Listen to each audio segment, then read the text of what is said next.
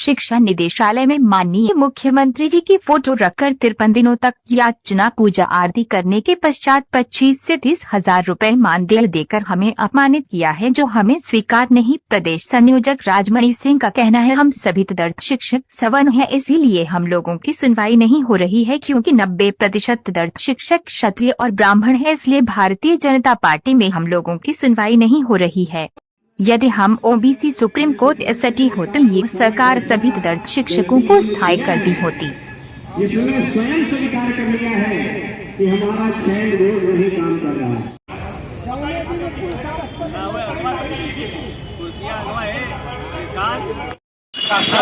धरना दिया गया, क्या कहना चाहिए? मेरे भाई 25 से 30 वर्ष हम लोगों ने सेवा किया। हिंदुस्तान के इतिहास में पहली बार होने जा रहा है संविदा कर्मी को मानदेय प्राप्त करने वालों को संपूर्ण वेतन देती रही है पूर्ववर्ती सरकारों ने। ये पहली हिंदुस्तान की सरकार है जो पूर्व उपलब्धि और पूर्ण वेतन प्राप्त कर रहे थे उनको मानदेय देने जा रही है। मानदेय हम लोगों को कतई स्वीकार नहीं है, इसके लिए हमें किसी भी हद तक जाना पड़ेगा, हम जाएंगे। विधि विशेषज्ञों से राय ली जा रही है।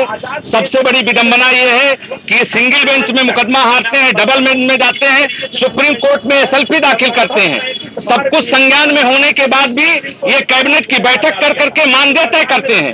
ये तो सबसे बड़े जुर्म के भागीदार हैं, सबसे बड़ा 420 का काम किया है। इनके ऊपर तो कंटेम्प्ट ऑफ कोर्ट चलना चाहिए सरकार और शासन में बैठे हुए समस्त अधिकारियों के खिलाफ।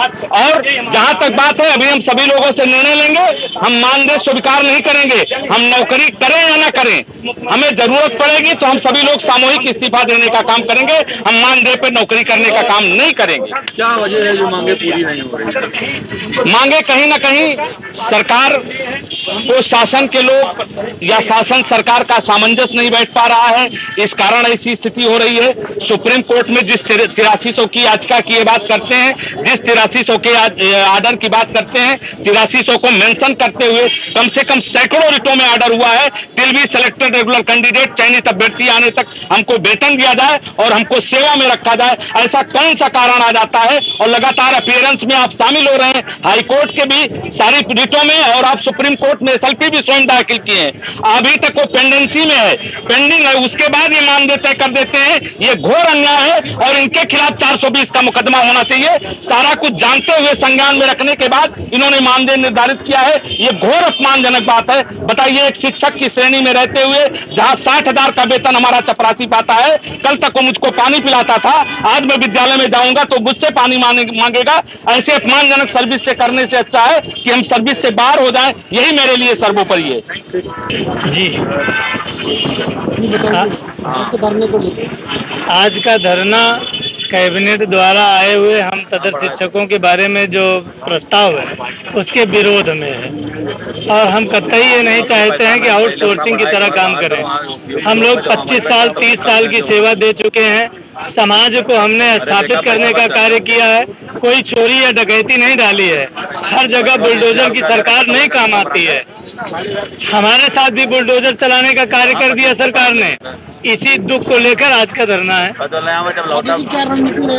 आगे की रणनीति ये है कि पहले तो हम इस प्रस्ताव की निंदा करते हैं, हम इस प्रस्ताव को लेकर चिंतित हैं, दुखी हैं, असहज हैं, और निश्चित रूप से हम अपनी मांग करते हैं माननीय मुख्यमंत्री जी से कि आप इस प्रस्ताव में संशोधन करो या इसको पूरी तरह से वापस लो।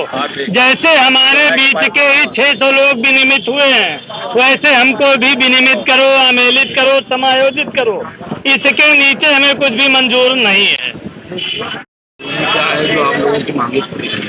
सबसे पहले आपके चैनल को बहुत बहुत धन्यवाद कि आपने हमारी पीड़ा को समझा और हमारे बीच सरकार से ये जितने साथी हमारे यहाँ आज बैठे हैं, आप जिनको देख रहे हैं, सारे साथी तन मन धन सब चीज लगा करके सरकार के साथ रहे हैं। चुनाव आया है, हमारे सारे साथियों ने उसमें सहयोग किया है, ज़्यादा से ज़्यादा प्रत्याशियों को जिताने का प्रयास किया है, और जो हमारा सरकार की वार्ता रही है उस वार्ता के तहत सरकार ने बार बार ये कहा था कि कोई शिक्षक बाहर नहीं जाएगा, सम्मानित तरीके से इनको रखा जाएगा। माननीय मुख्यमंत्री जी ने सदन में भी कहा था इस बात को, लेकिन ये सब कहने के बावजूद भी माननीय मुख्यमंत्री जी द्वारा कैबिनेट में इस तरह का प्रस्ताव लाना कि 25,000 20,000 मानदेय देना और भी पद के अनुरूप लोगों को न रखना, ये बहुत ही चिंताजनक है। इससे सभी शिक्षकों में बहुत रोष व्याप्त है। मैं आपके चैनल के माध्यम से माननीय मुख्यमंत्री जी से निवेदन करना चाहूंगा कि अभी भी बहुत समय है, चूंकि कैबिनेट का वो आ जाना, प्रस्ताव आ जाना बड़ी बात नहीं है, अभी ये सदनों से भी पास होता है, इसलिए लिहाजा इस पर परिवर्तन करें, सबको सभी शिक्षकों को आमेलित करें या विनियमित करें। अगर आमेलित विनियमित नहीं कर पा रहे हैं तो कम से कम सम्मानजनक तरीके से शिक्षकों की तरफ देखें। और उसी आशा भरी निगाह से हमारा शिक्षक देख भी रहा था। आज बहुत पीड़ा सहने के बाद कल का जो प्रस्ताव शासनादेश निर्गत हुआ, उसको लेने के बाद ये शिक्षक की बरसात के मौसम में आया करके चुका है। मैं पुनः आग्रह करना चाहता हूँ आज चैनल माध्यम से माननीय मुख्यमंत्री जी शिक्षकों की पीड़ा को समझें और इसका जल्द से जल्द अच्छा से अच्छा न्याय करने का प्रयास करें।